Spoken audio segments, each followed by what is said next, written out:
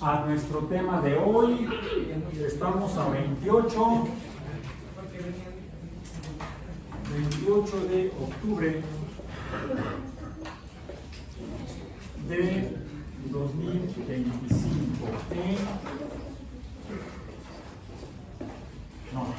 No son iniciales. Precálculo, vamos a llamarlo. Está abreviado de alguna manera. Precálculo. Y hemos estado hablando de el uso de los conceptos matemáticos, comenzando por ejemplo por los números, como idea humana aparentemente, aunque en biología tenemos datos que sugieren que no solamente los humanos somos capaces de usar el concepto de número como representación, o al menos de cantidad, porque una forma de representar cantidades es con números. Creo que sí les mencioné el caso de las sociedades nativas australianas, ¿cierto? Que manejan el concepto de cantidad, pero no a partir de números, sino a partir de la identidad, de la identificación de lo que hay en la naturaleza, objetos, personas, etc. Pero no lo representan con números. El concepto de número lo desarrollaron otros grupos humanos. Pero sí parece que el concepto de cantidad, la noción de cantidad, la manejan al menos otros organismos animales. Si no, revisen cómo es que las abejas encuentran el alimento siendo organismos sociales que viven precisamente en grupos, se llaman colonias, y esas colonias de organismos que viven juntos actúan de manera colectiva como grupos para conseguir sus alimentos. Las abejas obreras buscan fuentes de azúcares y salen de la colmena en la que viven, empiezan a desplazarse alrededor de la colmena, y cuando encuentran una fuente de alimento, de azúcares, por ejemplo unas flores, regresan a la colmena y le informan a las demás abejas de la colonia dónde encontraban el alimento, dónde encontraban la fuente de azúcar, con exactitud y precisión. ¿Cómo le hacen? No solamente hacia dónde voló, sino qué tanto voló hasta encontrar el alimento.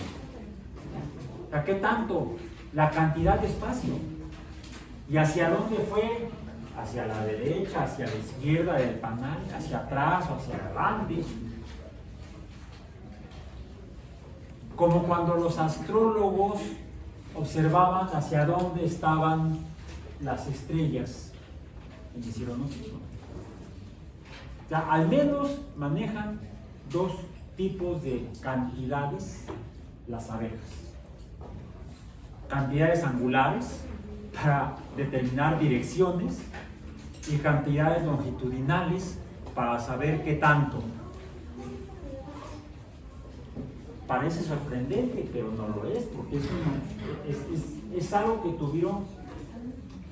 es algo que tuvo que suceder en el sistema nervioso de las abejas a través de mutaciones en el material genético para que se conservaran ellas y fueran capaces de interpretar su entorno de manera cuantitativa, matemática y aparentemente numérica. Al menos es lo que han reportado los entomólogos que han estudiado el comportamiento de abejas. Serían etólogos, entomólogos. O sea, la etología es el estudio del comportamiento animal y la entomología es el estudio de los insectos. Serían apiólogos, ya más específicamente serían los estudios de las abejas. Igual sucede con otros insectos como las hormigas. E incluso parece que también, no solamente invertebrados, sino otros vertebrados, mamíferos también parece que tienen el concepto, manejan conceptos relacionados con las cantidades y por lo tanto matemáticos. Para los humanos, sí, ya hemos desarrollado hasta el concepto del número y como representaciones de lo que es la naturaleza en cuanto a cantidades, y luego, como mencionamos desde el principio del curso, lo representamos mediante diferentes tipos de símbolos o signos para asignar diferentes signos o símbolos a cantidades específicas, y de ahí los conceptos de números que los usamos desde hace miles de años, quizás decenas de miles de años, ya para construcciones más complejas de la naturaleza a través de relaciones entre números. A esas relaciones les llamamos operaciones. Lo hacemos al menos desde hace 5 o 6 mil años, porque tenemos la evidencia en las tablillas de arcilla en Mesopotamia.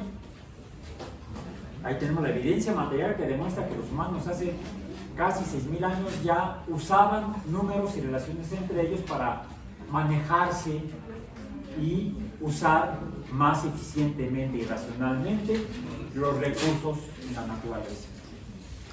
Lo paradójico es que apenas hace cosa de poco más de 100 años, poco más de 150 años, siglo y medio, fue cuando empezamos a explicarnos qué caramba son los números. Porque fue cuando se desarrolló la teoría de los números, llamada la teoría de conjuntos numéricos. Esto recapitulando. Entonces, actualmente con base en los conceptos de la teoría geomática de conjuntos numéricos, es que entendemos mejor qué caramba son los números, cuál es la relación entre ellos y cómo se realizan operaciones. Las operaciones más simples, aparentemente, no más antiguas, digamos, no más simples, más antiguas, que están descritas en las tablillas de arcilla, son operaciones numéricas a las que llamamos aritméticas. Es lo que hemos estado realizando desde el inicio del curso. La aritmética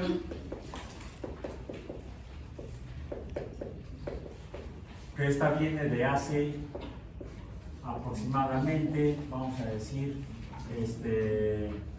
5.000 años. Números, tenemos que usar números para hablar de números. Lo voy a escribir así, con número y letra, 5.000 años en Mesopotamia. Que la aritmética es entonces las operaciones numéricas.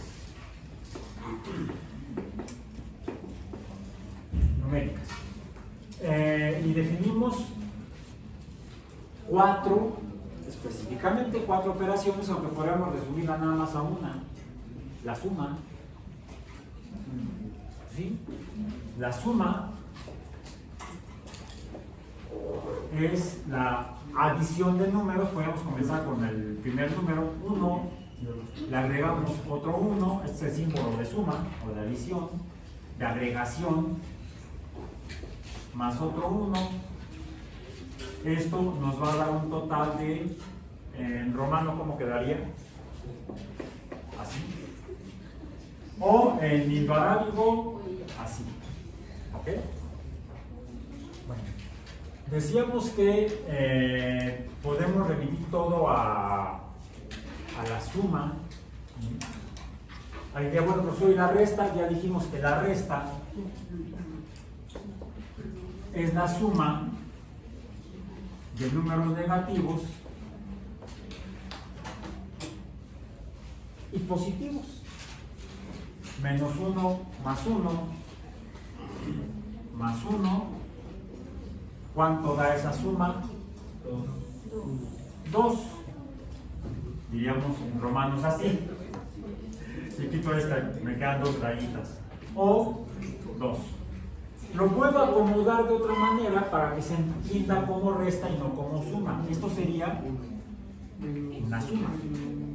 Para que sea una resta, les quedaría mejor 1 más 1, esto sería una suma, menos 1, 1 más 1, 2 menos 1.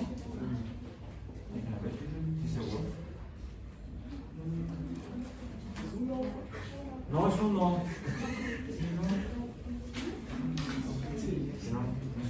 No son dos, queda uno. Bueno, uno. Ya es martes, no es lunes, ya hay que estar despierto. ¿Tomé café? No me acuerdo, creo que sí, pero nada más una taza y no es suficiente. Entonces, 1 más 1 sería 2. Ahí está. Menos 1. Ahora sí, verificamos 1. Acomodar los números que estamos operando en cierto orden nos ayuda a no meter la pata, ¿verdad? Ese orden, ya le dimos un nombre. ¿Cuál es el nombre del orden? De operaciones. Es más, vamos a ponerlo acá abajo. El orden de las operaciones. Si le damos a esto un orden, ya le pusimos ya vimos cuál es el nombre. ¿Cuál es el nombre del orden de las operaciones? ¿Cuál? Bueno, sería que hay un cierto orden en el orden. Sí. A ver, se ordena por jerarquía. Pero así como le llamamos aritmética a todas las operaciones, ¿cómo le llamamos a todos los órdenes de acomodación de operaciones? Lo mencioné. La palabra es de origen árabe.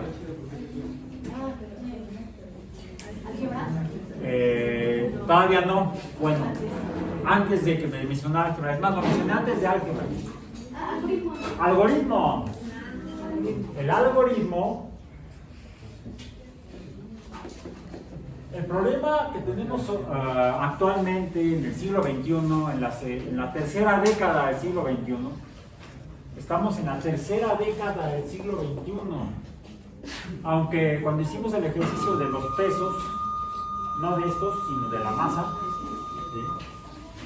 Yo me refería a esto como la segunda década, cuando acomodamos el peso de algunos de ustedes en grupos de 10, me basé en el primer dígito de los pesos registrados, que era 3, y creo que empezaban a usar 30 y tantos kilogramos. ¿Sí? Entonces, eso lo manejé como la tercera década. En sentido estricto, la primera década en números indoarábicos va de 0 a 9. La segunda década sería de 10 a 19. ¿Sí? Lo voy a poner aquí abajo. La primera década va, es más, ya está con otro color para no confundirnos, como una especie de comentario aparte, como paréntesis. La primera década va de 0, 1, 2, es más, voy a hacer mejor. ¿Cómo separamos los números? Para identificarlos como números individuales. Con comas.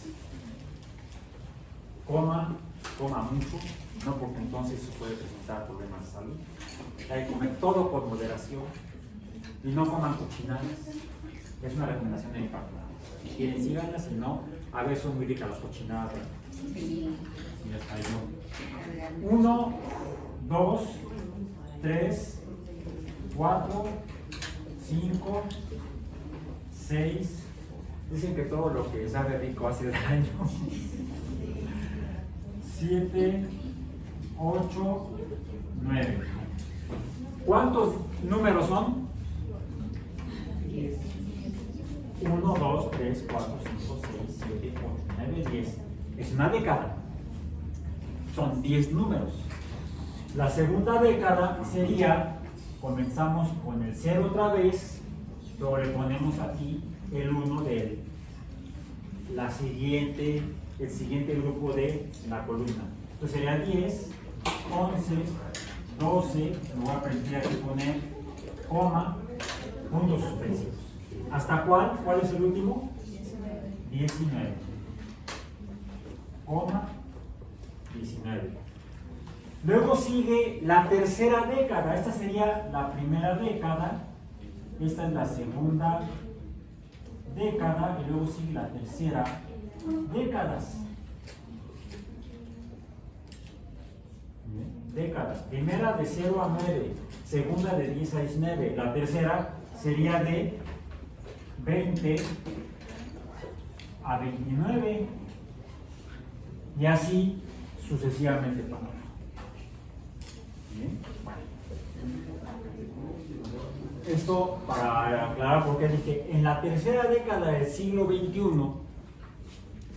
tenemos problemas en cuanto al manejo de conceptos, más bien de términos de conceptos matemáticos. Algoritmo en matemáticas es un orden de operaciones numéricas. A veces estamos usando números, a veces estamos usando representaciones de números. Y eso lo describe lo que mencionaste antes de algoritmo. ¿Qué fue? Álgebra.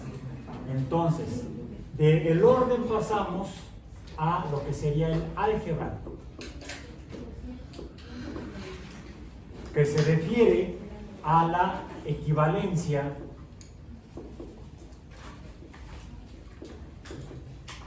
entre operaciones.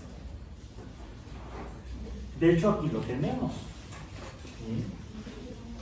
Esta operación, que sería una suma de números negativos y positivos, equivale a esto que veríamos como resta de números.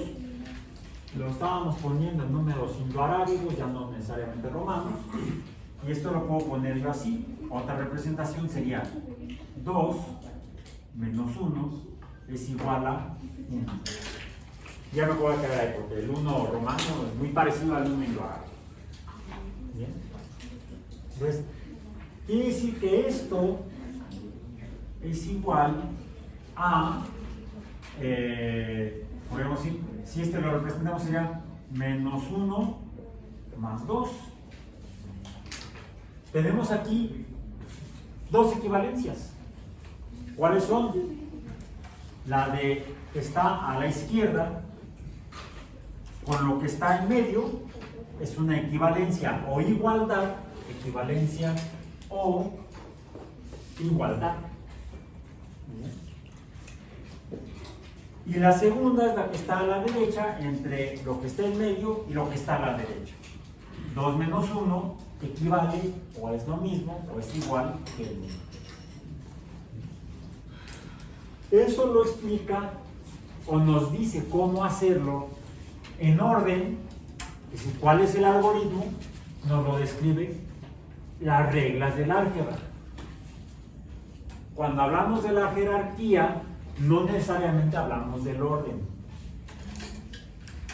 Cuando hablamos de la jerarquía, nos referimos, cuando hablamos de la jerarquía no nos referimos estrictamente al orden como algoritmo,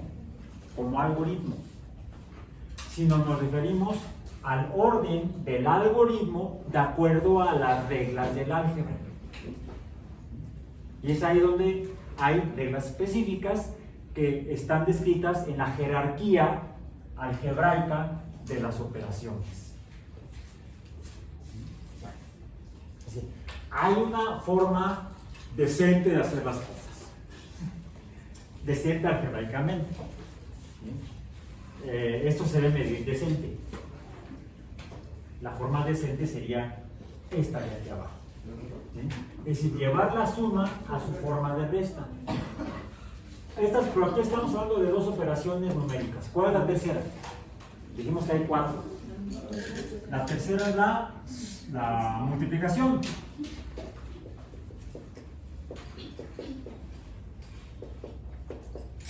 Que la podemos hacer con esta misma operación de adición o suma, representándola de otra manera con otros símbolos, aunque siguen siendo números. ¿Cuál sería la representación multiplicativa de la suma 1 más 1 más 1? Lo voy a poner incluso con otro color, que sería el verde. ¿Cuántos números unos hay aquí? 3. Entonces decimos que hay 3 veces el número 1. Lo voy a poner ya más claro. Y 3 veces el número 1 es igual a 3.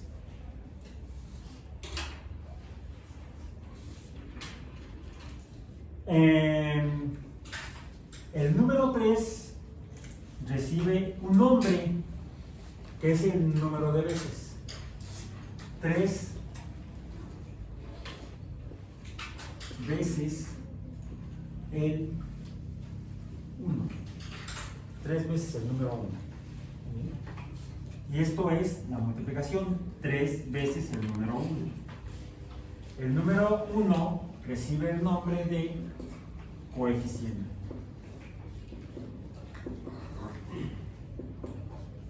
Coeficiente. El que nos dice que hay una relación entre el número y sus repeticiones. Esa relación o cociente tiene una palabra sinónimo prácticamente, que es la relación o proporción. Es más, coeficiente es igual a proporción. Por eso le puse el símbolo de doble barra, horizontal o igual. Coeficiente o proporción o coeficiente de proporción, aunque suena a pleonasmo repetitivo redundante. Lo que acabo de decir, por ejemplo, es un pleonasmo repetitivo redundante. Son sinónimos, por eso lo digo. Pleonasmo es repetición. Es una redundancia. Entonces, coeficiente o proporción o coeficiente de proporción es la característica o el número que nos describe una multiplicación. Ahora, sin embargo, el concepto de proporción apela o alude a otro concepto matemático, de acuerdo a la teoría axiomática de conjuntos numéricos, es decir, a otro tipo de números. ¿A cuáles? A los números racionales. Los números racionales, ¿qué son? Los números racionales en particular son razones o proporciones de números donde A y B están en el conjunto de los números, no, perdón, racionales, reales no, me equivoqué, números enteros. Ahí está. Tienen que ser números enteros. Puede suceder que en la proporción tengamos como resultado de una proporción entre dos números, quizá números no enteros. Por lo tanto, números no racionales o números irracionales. Q asterisco. Esos son los números irracionales. Como por ejemplo, cuando tengo yo un círculo, el centro del círculo, y en el centro del círculo trazo, bueno, es un circuloide, o sea, semejante a un círculo, con un centroide semejante al centro del círculo. Eso porque no traigo un compás, que es más apropiado para poder trazar. Pero imaginemos que esto es un círculo. Yo puedo trazar una línea que pase por el centro del círculo. ¿Cómo se llama la línea que pasa por el centro del círculo? Que atraviesa el círculo y lo divide en dos partes iguales. Es el diámetro. Y yo puedo buscar cuál sería la relación entre la relación o proporción entre la circunferencia del círculo, que empieza aquí,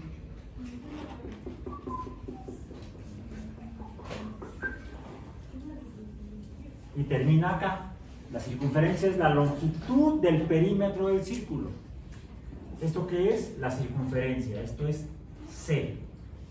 C de circunferencia.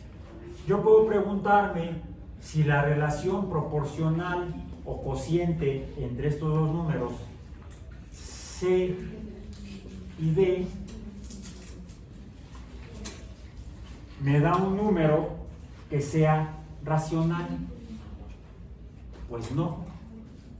Este cociente me da un número que está en el conjunto de los números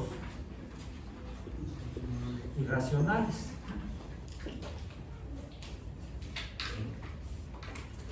¿Cómo se llama, por cierto? Pi.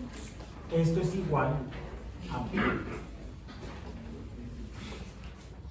Ya hemos descrito que es un número racional, que es un número irracional. ¿Por qué pi es irracional? Bueno, esto lo que me describe es que el diámetro, como en la circunferencia de su círculo, me da 1, 2 y más de 3 veces, 1, 2, 3, pero un cachito, punto, cuando sea 0.1, 4, 5, 92, 64 y más dígitos, ¿sí?,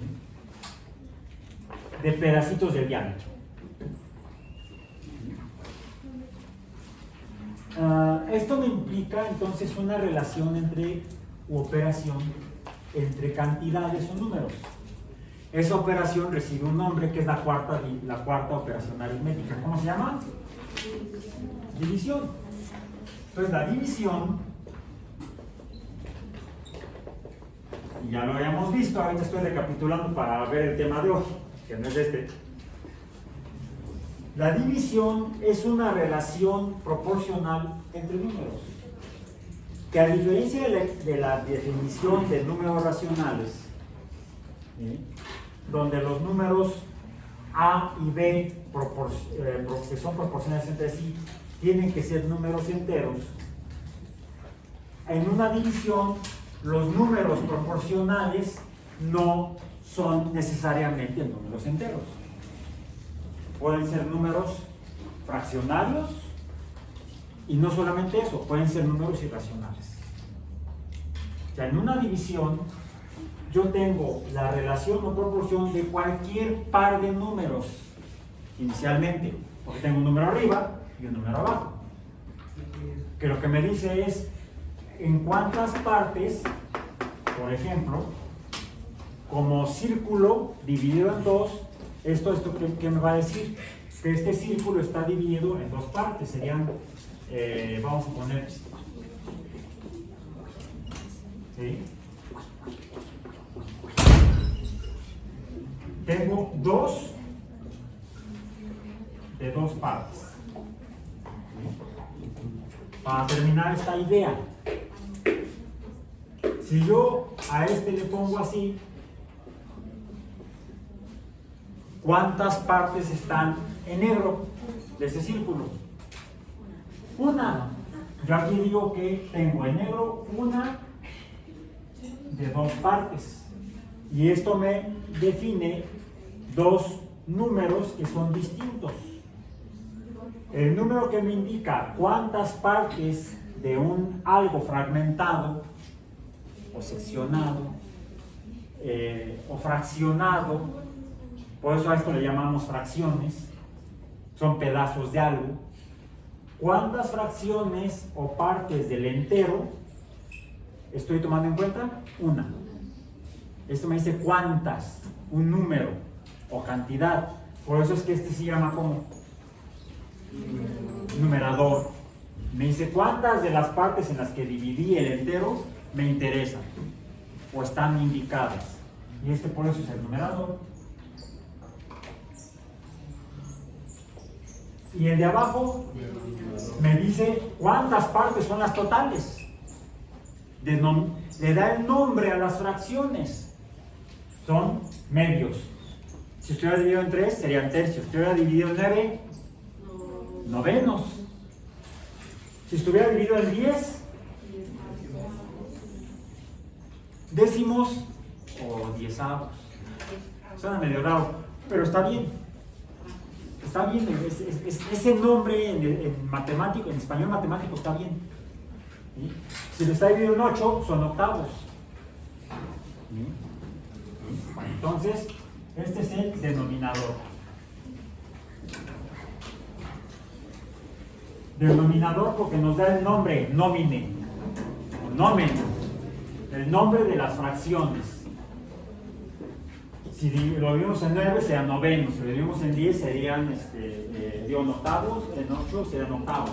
Si fueran en 5 partes serían quintos.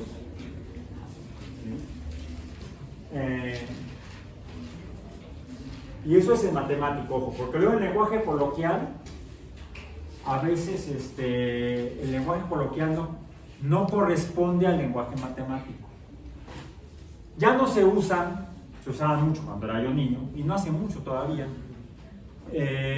Se dividía el peso, la moneda de curso legal en México, la unidad es el peso, un peso, y un peso se podía dividir en 100 partes iguales.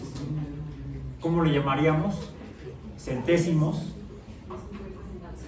Pero en nomenclatura monetaria mexicana no recibían el nombre de centésimos, centavos. Y había monedas que representaban fracciones de peso.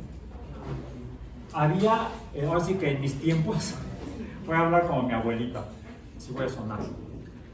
La fracción más pequeña que había, la moneda más pequeña que había y se usaba, yo la llegué a usar, era el centavo. Era de un centavo, eran monedas de un centavo. Chiquitas de cobre. A lo mejor su abuelita tiene por ahí alguna guardada. Si no, vayan al Museo de Economía, ¿cómo se llama? Al MIDE, ¿cómo se llama así? Porque ahí está toda la colección de monedas que se han emitido. Bueno, no sé si todas, pero una gran cantidad de monedas que se han emitido en este territorio desde que era la Nueva España. Por supuesto, después de que ya se forma como en México independiente, y en las diferentes épocas de la historia de México se han elaborado monedas. De la unidad monetaria desde un principio era el peso, ¿sí? Y sus fracciones y también sus múltiplos. Actualmente fracciones prácticamente ya no se usan, todavía es de curso legal la moneda de 50, de la mitad, de medio peso diríamos. ¿Tiene medio peso? No. Tengo una más. No, si hay monedas de medio peso. ¿Cómo se llaman? La mitad equivale a 50 centavos. ¿Por qué? Porque el peso está dividido en 100 partes iguales o 100 centavos. Hace muchos años, hace casi, no 100 años, cuando yo era niño, no tengo 100, aunque mis hijas sospechan que sí, que soy vampiro. Les digo, la moneda de menor valor numérico era el centavo. Que ahorita una de mis hijas que no está aquí, está allá atravesando el charco, me dijo, oye, aquí está muy raro, hablan de centésimos de euro. Sí. El euro también está dividido en 100 partes iguales, pero a cada centésima parte no le llaman centavo, le llaman centésimo. 1 entre 100. ¿Bien? Aquí eran monedas de un centavo que eran de cobre, pequeñitas, y tenían de la cara principal ahí se me fue el nombre del nombre de la cara, el anverso, la parte del frente es el anverso, tenía el águila nacional y en el reverso una espiga de trigo. Entonces vayan al MIDA y van a organizar. Esas poco después desaparecieron. Se llama inflación y devaluación del fenómeno económico. Y la más pequeña era la de 5 centavos que se usaba. A lo mejor si las han visto, también de cobre, aleaciones de cobre, con un valor de 5 centésimos. Se llamaban 5 centavos. Pero es ahí donde, ¿cómo le llamamos si este círculo lo corto en 5 partes iguales? 5 quintos. 5 quintos. Si yo divido el peso en 100 partes iguales, ¿a cuánto equivale la quinta parte? No, la quinta parte. 100 sería 100 entre 5. ¿Cuánto es? 20. Si yo divido un peso en 100 partes iguales, son centavos. Si yo divido un peso en 5 partes iguales, ¿qué tengo? 20 centavos. Y se ponía así, una C. En lugar de la S con la rayita vertical, atravesada, era una C con la rayita atravesada. Esto serían 20 centavos. O sea, una moneda de 20 centavos sería un quinto de peso. Pues resulta que la gente le decía quinto, y por eso lo voy a poner así entre comillas, bueno, ahí dice punto, ahí está, quinto. Entre comillas, le decía a la moneda de 5 centavos. ¿Verdad que no? ¿Qué fracción de un peso sería la moneda de 5 centavos? 100 entre 20. Una vigésima parte. La vigésima parte de 100 es 5.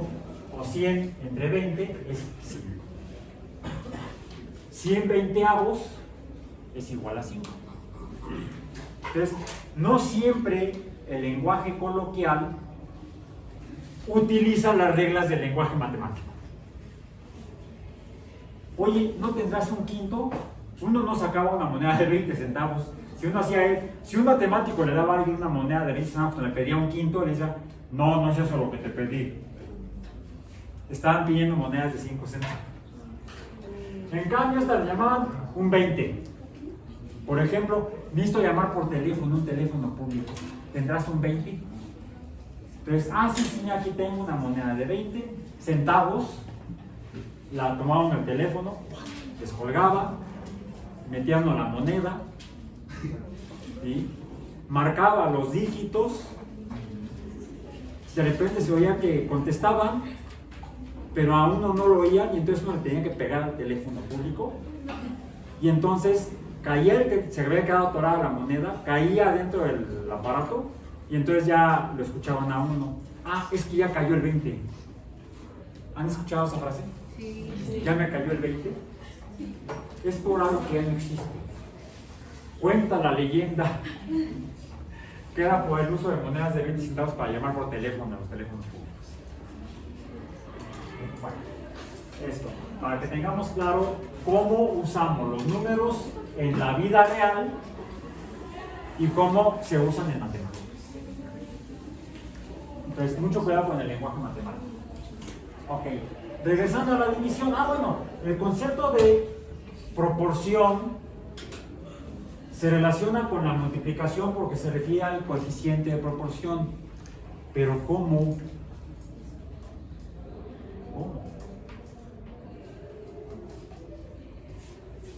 ¿Cómo puedo obtener este número 3 a partir de esta operación de multiplicación si no lo conozco?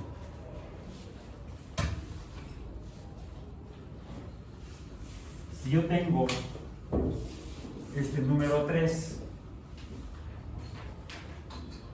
y lo expreso como razón o proporción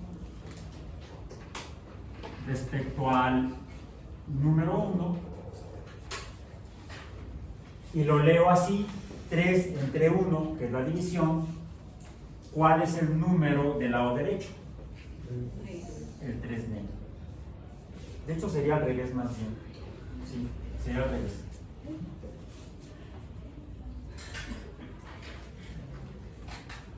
Dejo aquí la raya en verde porque es la operación. Lo que tengo es 3, el número del lado derecho, entre el 1 que está al lado izquierdo, es igual al número verde, 3, porque este 3, ¿cuál es? El coeficiente de proporción. El coeficiente de proporción sale de una multiplicación, sale de la división de la igualdad, del número de igualdad en la multiplicación, con el número repetido. ¿Cuál es el número repetido? El 1. Entonces, divido el resultado de la multiplicación, el producto, este número 3 es el producto, perdón, tiene que ser con negro, si no se va a confundir. El negro es el producto. Entonces sería el producto entre el número repetido me da que el coeficiente Hoff sería la tos, no lo hagamos de tos, el coeficiente de proporción, vamos a ponerle P, proporción. El producto dividido entre el número repetido de una multiplicación me da el coeficiente de proporción. Y es por eso que podemos decir que realmente en aritmética habría solamente una operación, que sería la suma. De la suma parten las otras tres. La suma de números negativos será la resta. La suma abreviada, o números que se repiten, solamente es válido cuando los números se repiten, porque podríamos tener otro tipo de operación. Por ejemplo, déjenme aquí, voy a reordenar esto para poder tener más espacio en el pizarrón. 2 puntos, y aquí sería equivalencia, para poder borrar del lado derecho y usar el lado derecho del pizarrón. Álgebra es la equivalencia. Decíamos, representada mediante la igualdad. El álgebra es la equivalencia representada por la igualdad. Ok, ahora, tenemos, por ejemplo, 1 más 2 más 3. Como suma. ¿Esto qué es? O más bien, ¿cuánto es? Sería 6. ¿De qué otra manera puedo obtener el 6? Con números. 3 números 2. Perdón, 3 números 2. De repente yo solo me hago bolas. Me voy a bonificar. 6. O sea, dos operaciones de suma diferentes me dan la misma cantidad numérica, 6. Pero lo puedo expresar como 3 veces 2 es igual a 6. Mientras que el de arriba no. Bueno. Aquí debemos introducir otro nombre que creo que ya lo he mencionado, que es cada número en una operación numérica, en particular en la suma, se llama término. Y entonces tenemos 3 términos. Bien. 3 términos. ¿Cuántos términos tenemos en la primera operación? 3. El 1, el 2 y el 3, cada uno es un término. En la segunda, 3 términos. 2, 2, 2. La cuenta que presagia Poncho, decíamos en el béisbol. 3 bolas, 3 strikes, 3 outs. ¿Y la de abajo? No, solamente una. Porque me representa el número que es igualdad. Aquí tengo 3 términos, en esta y en esta. Aquí tengo 3 términos y aquí solamente tengo un término. Qué locos, ¿no? Así dicen los matemáticos. A mí no me miren, yo soy biólogo. Yo cuando llegué ya estaba así. Yo no lo hice. Déjenme acá mover un poco.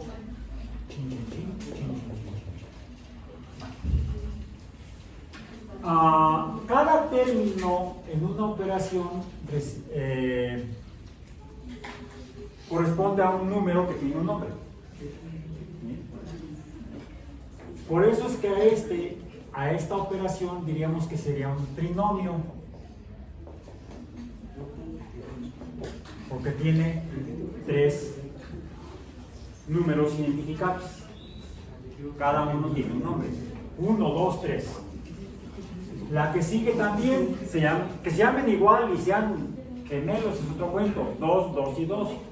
Este es un trinomio, mientras que esta que tiene solamente un término, porque estos dos son todo esto junto, mediante la operación de multiplicación, al resumir o al sintetizar la suma o abreviarla, la convierto en un solo término, porque el coeficiente me está diciendo cuántos números hay. Pero aquí solamente identifico uno, solamente nombro uno, que es el número 2, que está 3 veces. Pero es solamente un número 3 veces. Suena como filosófico, sería filosofía matemática. Por eso ¿cómo se llama? Monomio.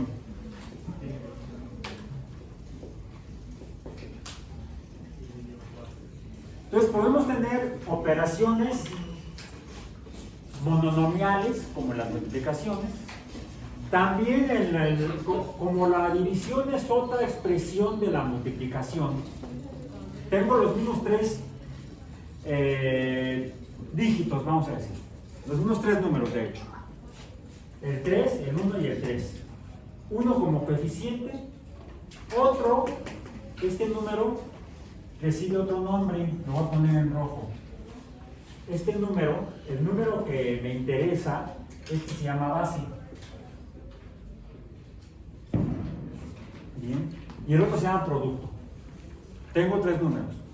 Un coeficiente, una base y un producto. En la división también tengo 3 números. Cada uno tiene un nombre. Y lo puedo tomar de la relación, del uso de la división para definir pedazos de enteros. Tengo un numerador, un denominador, y este número, ¿cómo se llama? Coeficiente. Coeficiente. También tiene otro nombre que suena a coeficiente, se parece. Es coeficiente o cociente. Coeficiente o cociente.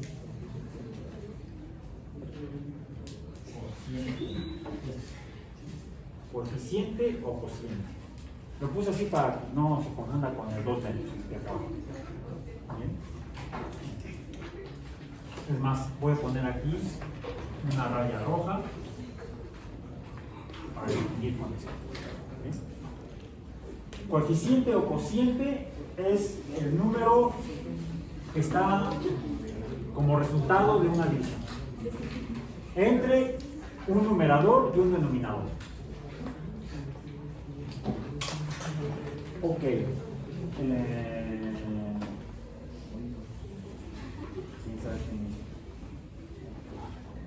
Ya.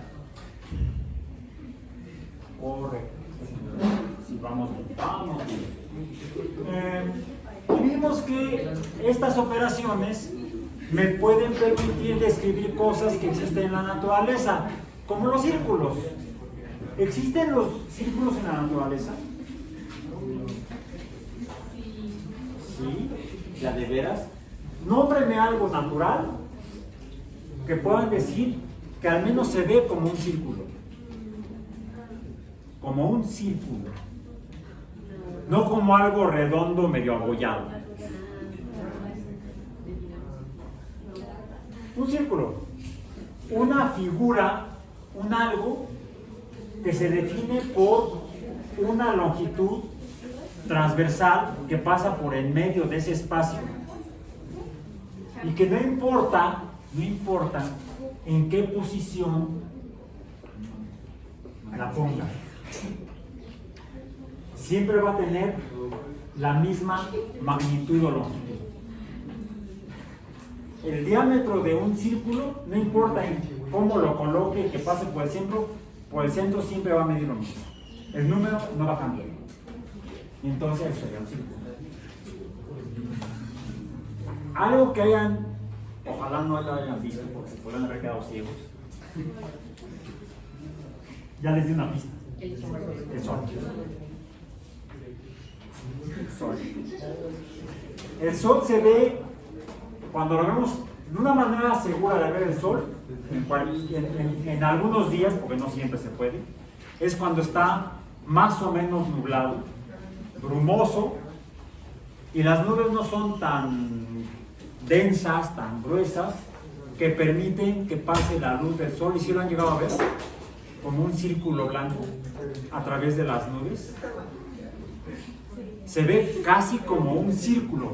Si uno lo mide ya con precisión y exactitud con un telescopio adecuado, se da cuenta que está medio achatado en lo que serían los polos y un poco elongado en el diámetro horizontal, vamos a decir, en el diámetro ecuatorial. Pero es casi un círculo perfecto. Quizá es por eso que los pueblos antiguos veneraban el sol.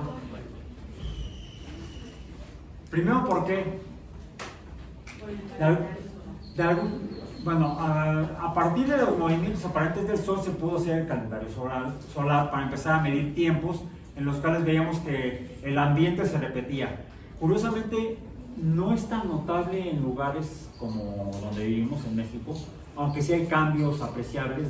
Hay épocas en las que llueve más, hay épocas en las que llueve menos. ¿Se han fijado que ya no ha llovido? Ya tiene varios días que aquí no llueve. Y aquí me refiero no solamente en Iztapalapa. Incluso ayer me decía a mi hija, me dice, de repente me pidió un pañuelo desechable porque tenía problemas con la nariz. Me dice que está el ambiente muy seco. Se le irrita la mucosa nasal cuando el ambiente está muy seco. Sí, le digo, es que no ha llovido. Primero nos estábamos ahogando. Había gente que salía nadando del viaducto. Y ahora, ya no. Y vamos a estar más o menos así como hasta febrero o marzo del año que viene. Y luego vuelve a llover. Y luego vamos a volver a salir nadando del viaducto. Bueno, a mí no me ha tocado, afortunadamente. Y otra vez, por ahí de octubre, noviembre del año que entra, otra vez va a dejar de llover. O sea, se repiten estos patrones meteorológicos a lo largo del tiempo, se repiten casi siempre igual. Eso es el clima. El clima es cómo es el tiempo en periodos largos. Si hoy va a llover o va a estar nublado, eso es el pronóstico meteorológico, son las condiciones meteorológicas más específicas. Los patrones meteorológicos se repiten en diferentes lugares del planeta. En algunos lugares son más notables los cambios. Por ejemplo, algo que no vemos aquí, ¿de qué color son las hojas de los árboles que están aquí afuera? Verdes. ¿Alguien ve hojas amarillas en los árboles? ¿O rojas o cafés? No muchas. Y entonces, ¿por qué en las tiendas ahorita, en los supermercados, uno encuentra ahí adornos con hojas amarillas? O cafés o rojas. ¿Por qué es invasión cultural? Digo, porque es invasión cultural. ¿De dónde viene esa invasión cultural? De los Estados Unidos de América. Sí. Donde, como está más al norte, los patrones climáticos son diferentes, las especies de plantas que ahí han sobrevivido presentan características fisiológicas diferentes, y muchas de ellas, para sobrevivir lo que viene después, que es el invierno, lo que hacen es que pierden el follaje para no perder calor, porque a través de las hojas se pierde el calor. ¿Cómo le hacen cuando hace frío? Se hacen chiquitos, se abrazan, se acurrucan, ¿sí? Para conservar el calor. Si se ponen así en tiempo de frío, se pueden enfermar. Y si está más baja la temperatura, se pueden morir por hipotermia, ¿sí? Porque la superficie expuesta es mayor. ¿Cómo son las hojas de esas plantas? Muy extensas, muy planas. Quiere decir que la superficie es mayor y entonces pueden perder calor. Las plantas se pueden congelar, se pueden morir. Y no podemos hacer modelos numéricos. Podemos medir la superficie de las hojas, la superficie del follaje de una planta, y podemos calcular la cantidad de calor que pierde en diferentes condiciones de temperatura. O sea, podemos usar modelos numéricos matemáticos para poder escribir el comportamiento de plantas y el por qué algunas plantas en lugares donde baja mucho la temperatura pierden el follaje. Y otras lo resolvieron de otra manera. Hacen las hojas delgaditas, en forma de agujas, las coníferas. Hay diferentes mecanismos por los cuales los diferentes organismos han sobrevivido a lo largo de los millones de años de vida en la Tierra. Y de todo eso podemos hacer modelos numéricos. De ahí el potencial de las matemáticas numéricas inicialmente para poder hacer modelos de la naturaleza, incluso en biología. Es más, importantemente en biología. O simplemente en cuestiones astronómicas podemos medir el área del disco solar que parece un círculo. Por eso decimos el disco solar. Otra cosa que hayan visto que también se vea redonda o circular más bien, es el disco lunar cuando es luna llena. Pues sí, ¿no? Parece círculo también. Parece círculo. Ya si lo medimos con precisión vamos a ver que no es exactamente círculo, está medio abollado. ¿Bien? Ya cuando lo vio Galileo con telescopio vio que efectivamente estaba muy abollada, tenía hasta hoyos y montañas. Bueno, vamos entonces. Es por eso que es importante que entendamos cómo usar las matemáticas, porque las matemáticas nos pueden permitir hacer modelos matemáticos de las cosas. Por ejemplo, podemos describir con esto que escribimos la circunferencia de un círculo, usando pi, un número constante, y d, el diámetro. Pero lo puedo expresar de otra manera. A ver, si yo conozco el diámetro de un círculo y no conozco la circunferencia, ¿la puedo conocer? La puedo calcular. ¿Cómo le hago? Aquí lo que tengo es un cociente que es igual a un número. De aquí conozco, ¿qué conozco? Pi, puedo medir d y entonces puedo conocer c. ¿Cómo le hago? ¿Cómo sé? ¿Cómo sé cuánto es c? Tengo una división, lo hago a través de la multiplicación, pero ¿cómo es la multiplicación? ¿Cuál es el coeficiente de proporcionalidad? Pi. Entonces pongo acá, pongo pi aquí, ahí está. Lo multiplico ¿por qué? Por d y obtengo c. Bueno, ¿cómo paso de una expresión de operación a la otra? Son parte de las reglas del álgebra. Aquí estamos hablando de álgebra.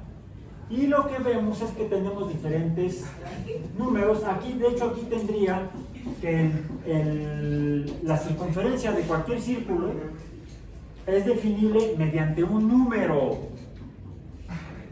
que es este, que es el producto de estos dos. Y esto es entonces un solo término. Entonces, la circunferencia es descriptible mediante un término conformado por un coeficiente y un número que depende del tamaño del círculo. Para círculos diferentes, d será diferente, pero pi siempre es igual. No importa si es el disco lunar o el disco solar, curiosamente desde la Tierra se ven iguales. Aunque son del mismo tamaño el Sol y la Luna. Ahora sabemos que no. En la antigüedad, cuando los pueblos tenían menos herramientas para conocer la naturaleza con mayor detalle, suponían que eran del mismo tamaño.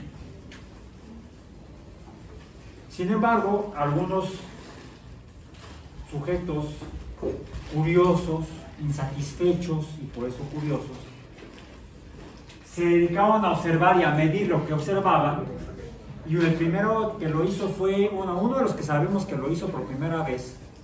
Quizá alguien más lo hizo antes, pero no lo escribió o no le puso su nombre.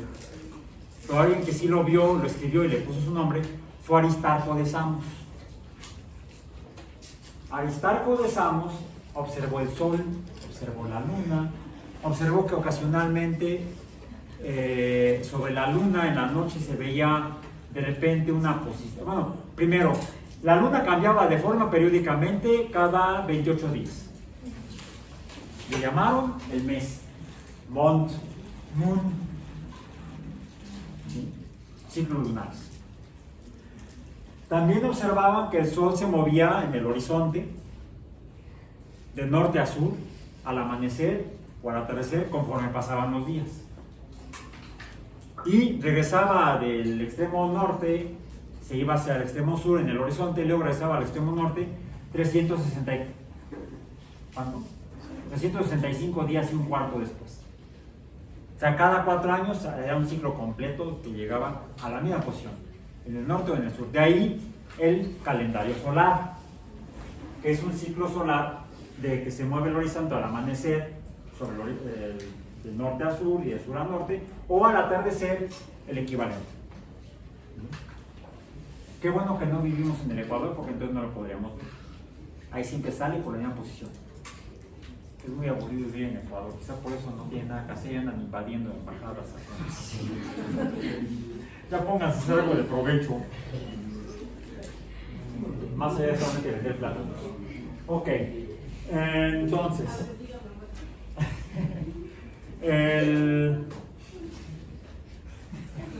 Ok, entonces, es así como podemos hacer modelos. Y Aristarco es lo que hacía, veía eso allá donde vivía en la isla de Samos, en el mar Egeo.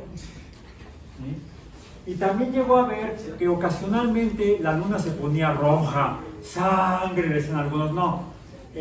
Como que ahorita el sol debe estar del otro lado. Entonces, la sombra debe ser de la Tierra proyectada sobre la luna. Un eclipse de luna. Y a veces antes de que se ponga roja se ve como que se pone una sombra curva. La Tierra sí es redonda. Confirmó lo que Eratóstenes había medido antes, que era la circunferencia terrestre. Eratóstenes midió la circunferencia terrestre y Aristarco confirmó que efectivamente la sombra de la Tierra redonda se proyectaba sobre la luna. ¿Y cómo se ve la sombra? Una gran curva sobre el disco lunar. A la conclusión que llegó, si la sombra es grandota, la Tierra debe ser más grande que la luna. Si la sombra fuera chiquita, la luna tiene que ser más grande que la Tierra. Y otra cosa, para que la sombra esté así, siendo la Tierra más grande, la luz que viene del Sol debe estar desde muy lejos. Y sin embargo, hay días en los que yo puedo ver que la luna en el día, más bien yo puedo ver la luna a veces en el día y viendo cómo se va moviendo, y de repente veo que hay algún día por ahí en el cual tapa el Sol. Está en la misma posición que el Sol. ¿Cómo se llama? Eclipse solar.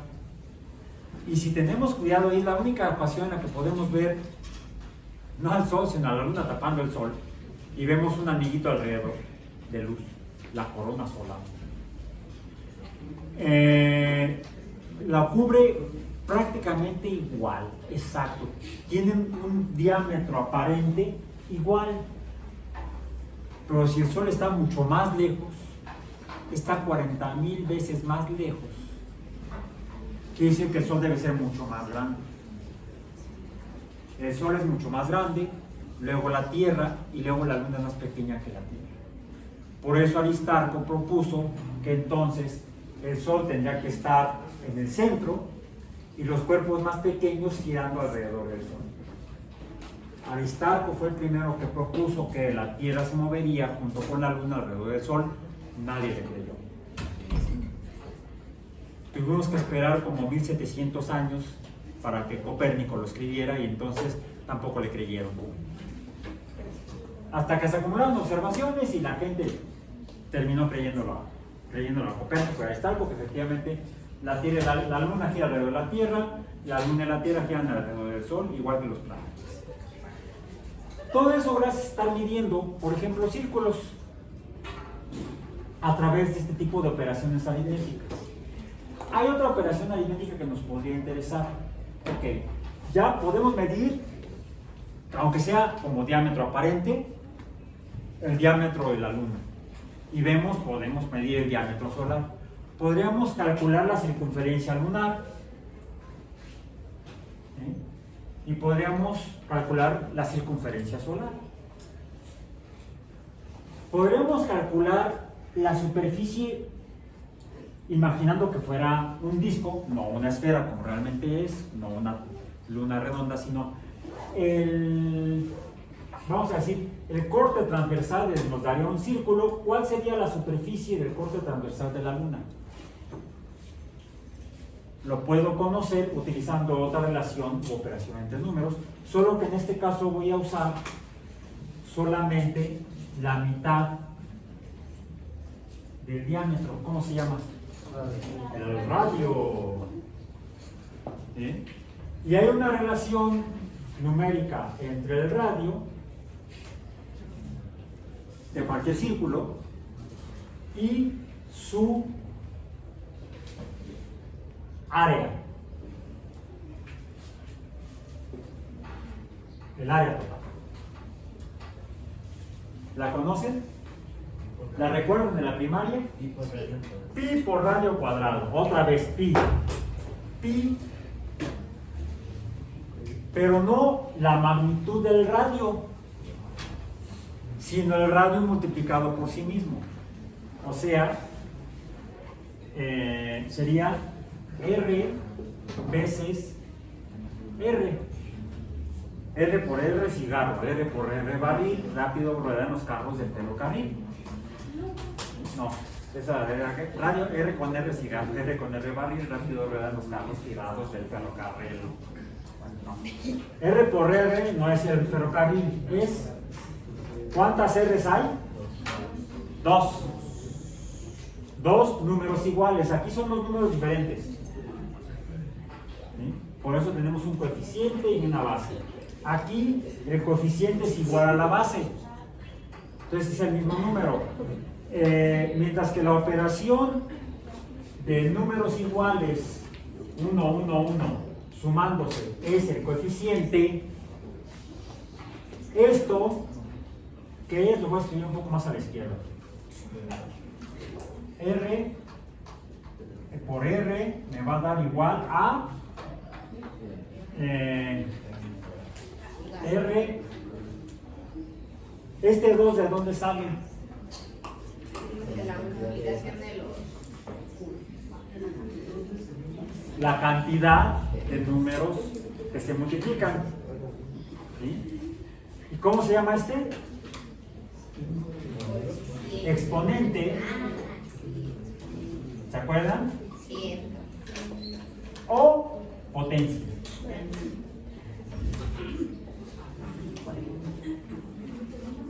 Dos. Ya. R dos veces multiplicada una vez. ¿Qué tipo de operación es esta?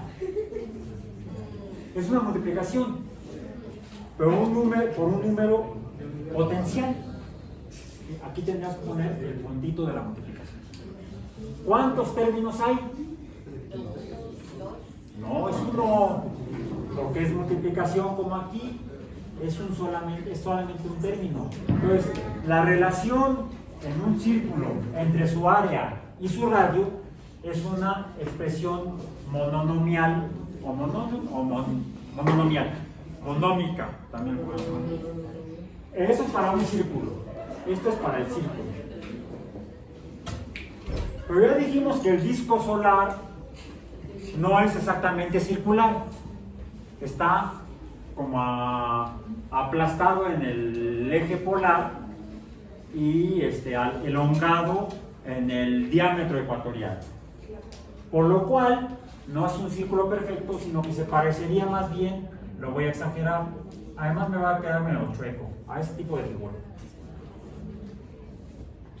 Esta figura, si estuviera perfectamente dibujada, sería entonces, déjenme que la voy a pintar con otro color, para que se note la diferencia, otra vez en verde, o mejor en azul, porque casi no he usado el azul. Vamos a ponerlo así. Así, ok.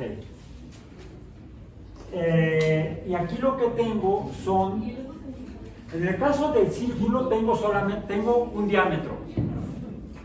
Y tengo un diámetro porque no importa dónde lo trace, todos son iguales. Todos son iguales. Todos los diámetros son iguales. Yo por eso no confío en ellos. No, al contrario, sí confío en ellos porque todos son iguales. En este tipo de figura cerrada, que tiene un perímetro, que ya no recibe el nombre de circunferencia, se llama perímetro, se forma una figura que ¿cómo se llama? No, matemáticamente se llama elipse. Allá afuera se llama óvalo. Sí, coloquialmente le podemos decir óvalo, pero estamos aquí en precálculo y le llamamos elipse. Esto es una elipse. Lo voy a poner con azul para que no se confunda con el círculo. La elipse. La elipse se puede definir por varias cantidades numéricas. Bueno, primero puedo identificar un centro. Ahí está, el centro de la elipse. Igual que en el caso del círculo tengo el centro. Toda línea que pasa por el centro de un círculo es un diámetro. En el caso de la elipse no sucede así. Si yo trazo una línea que pase por el centro así, va a tener una longitud distinta a que si pasa por acá o que si pasa por acá. Si es horizontal o si es perpendicular en esa elipse que dibujé de esa manera. Por cierto, la elipse podría haberla dibujado más bien paradita, no acostada. Me la dibujé acostada. Entonces, yo no puedo trazar entonces diámetros en una elipse. Una elipse no tiene diámetros. No inicialmente, aunque puedo pedirle prestado el nombre de diámetro, los matemáticos no le llaman así, pero yo no soy matemático, me vale madre. Pero le pido prestado al círculo el diámetro y lo trazo en la longitud más larga posible en una elipse. Le puedo llamar, ven para acá, no, le puedo llamar diámetro mayor. Vamos a ponerle D mayúscula. ¿Sí? Este sería D mayúscula. Vamos a poner aquí. Y puedo trazar otra línea perpendicular, o sea, a 90 grados de este diámetro mayor. ¿Cómo le puedo llamar? Pues diámetro menor, de minúscula, vamos a llamarle así, de minúscula. Bueno. Ok. Puedo encontrar que hay una relación en cualquier elipse entre estas dos longitudes, entre el diámetro mayor y el diámetro menor. Pero para hacerlo de manera apropiada, no voy a usar el diámetro, sino el equivalente al radio.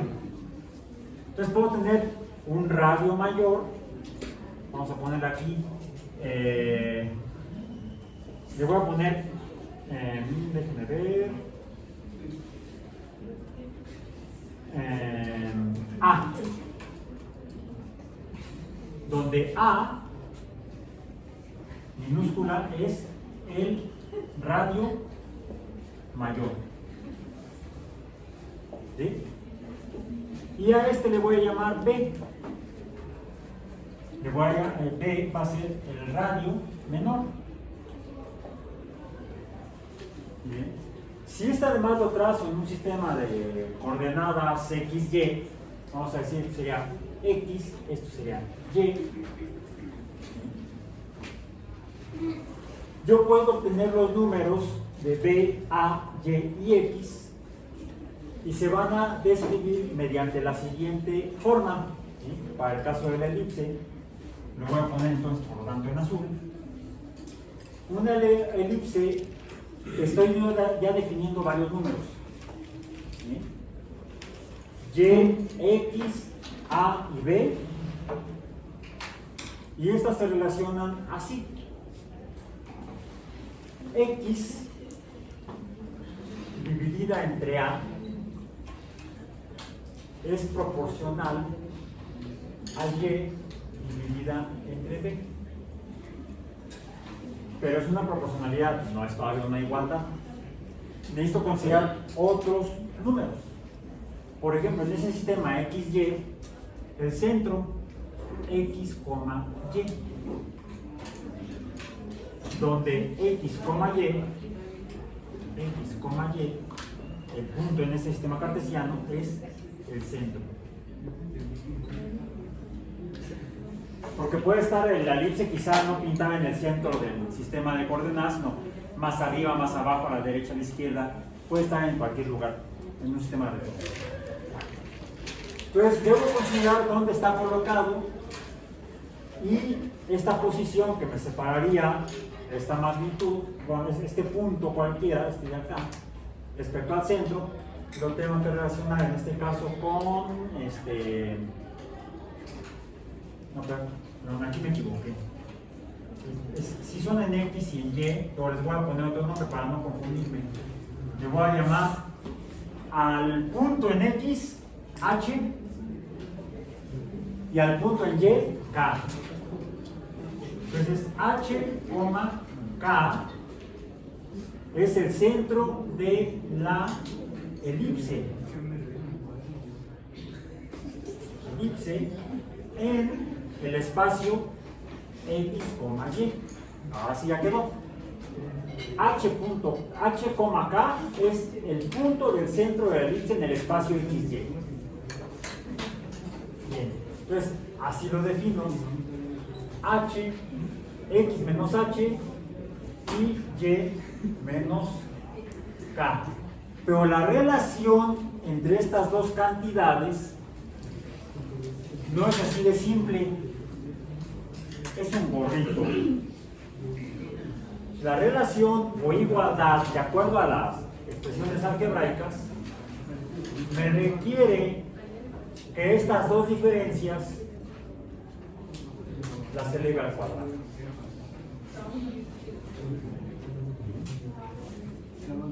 No es el único caso en el que puedo tener yo relaciones de cantidades con potencias exponentes. Hay otra que quizá también conocieron en la primaria, que es la relación, por ejemplo, entre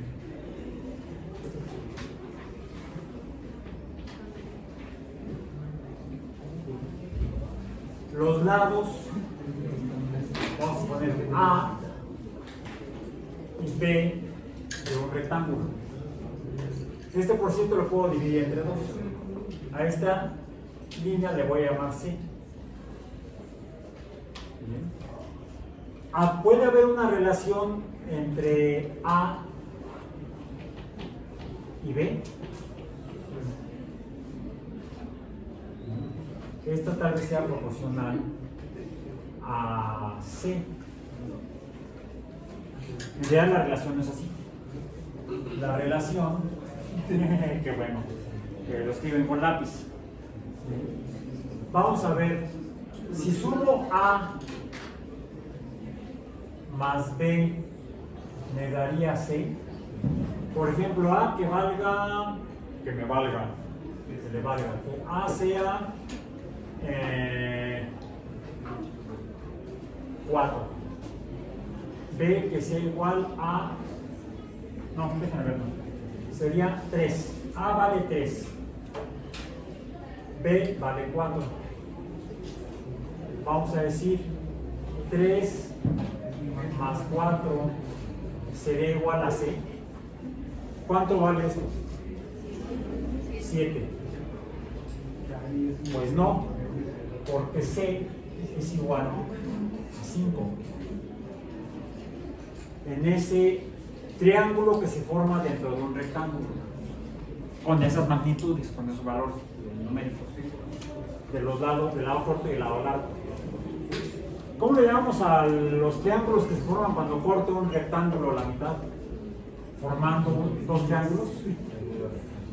Tengo yo dos triángulos dentro del rectángulo o dos triángulos rectángulos.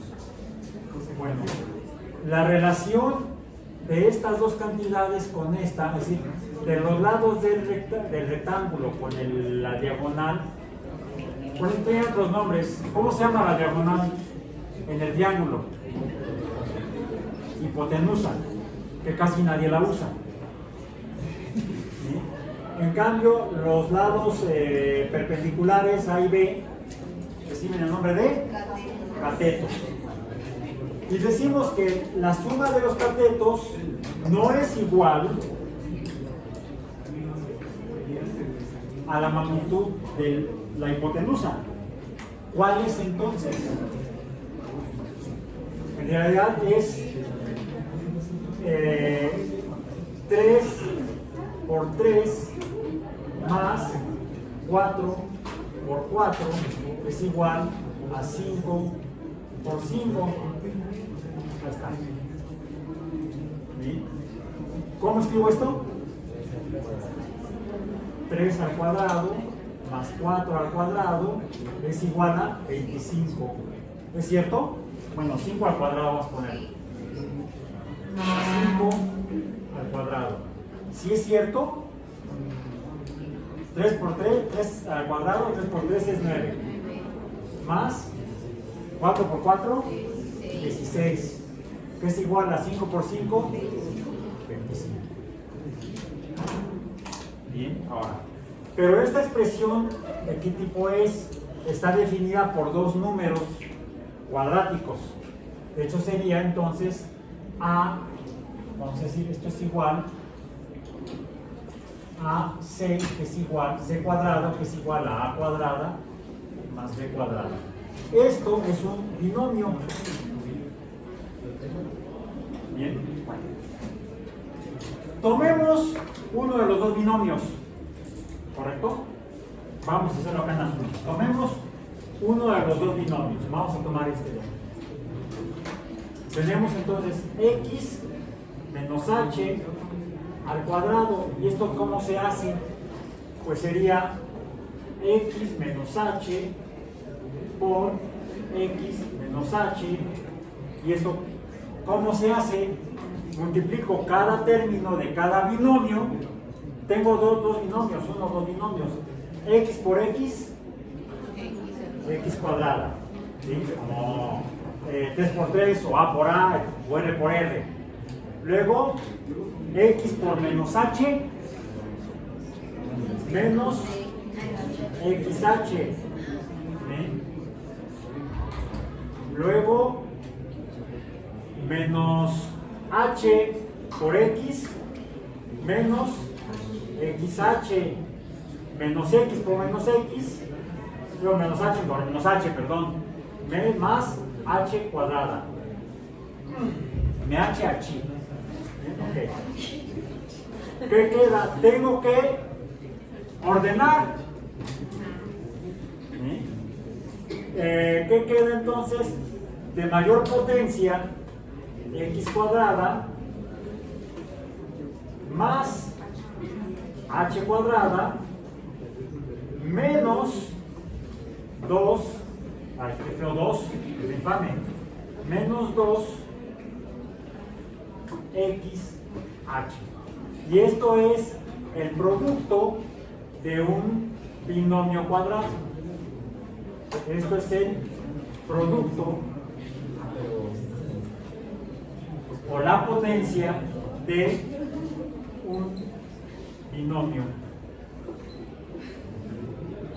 al cuadrado. Tengo entonces yo la descripción de cualquier elipse mediante el desarrollo de dos binomios que tengo que elevar al cuadrado y luego dividirlos entre los valores A y B. Y ya tengo descrito a cualquier índice. Ahora, imaginemos para terminar, y háganlo en casa, que tuviéramos X menos H, pero al cubo. Bien, a ver si lo pueden resolver para... Tienen 2 días, ¿no? Nos vemos el jueves. Entonces, tienen 2 días para hacerlo. Por si no tienen otra cosa mejor que hacer. Nos vemos el jueves.